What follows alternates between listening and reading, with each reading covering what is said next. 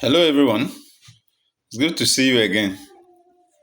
Well, today I am meditating on something that I think you should join me. The controversies around the birth of Jesus. You will notice that when the story of Jesus' birth was being told, the Bible said that the mother came telling a story of how she saw an angel. And the person said, from now she's now blessed, and so she, of course, have to come out and explain how she now is expecting a baby. You know that's not easy to walk up to the person that you are engaged to be married to and say, "Now I have a baby, and this baby is God. God spoke to me, and I now have a baby." That's not going to be easy. But she did. And after that, the Bible said Joseph went on think about it. But even Joseph couldn't take it until the Bible said God spoke to him. God spoke to him. It was from that point. So that's the first thing. Then the other is also the fact that even when Jesus was born, the parents still have to be explaining to people, this is a divine child. This is God. This baby we are carrying is God in human form.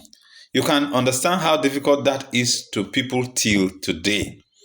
And it forms a body of controversy that Jesus could have given his energy explaining to people during the course of his ministry.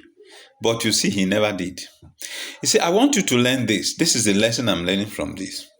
There are circumstances around your life that are not your making.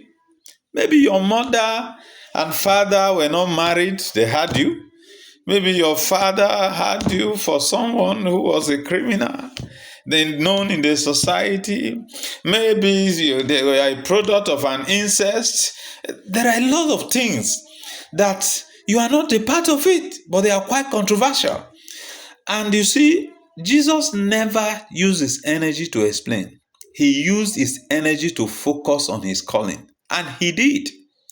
He did to a point that it became a success people now have to believe. I want to encourage you. This is the lesson I'm learning from all this. That there are certain things that you are not meant to explain, though they are about you, but you are not part of the making. I think that we should be able to focus. You don't try to repair your history so that, maybe because of that, you will now get married. But you are not a part of the history. You can't repair it by mere talk. So I want to encourage every one of us to, focus on what we are doing. Whatever God has put in your heart, just like Christ did. Focus. And the fact of them trying to explain, this is a baby in human form. You see, eventually, God has to speak to the heart of man. The Bible says you cannot say Jesus is Lord except by the Spirit. And you see, the same way God has to speak to Joseph. So I think that you shouldn't use your energy explaining. There are a lot of things people are trying to explain.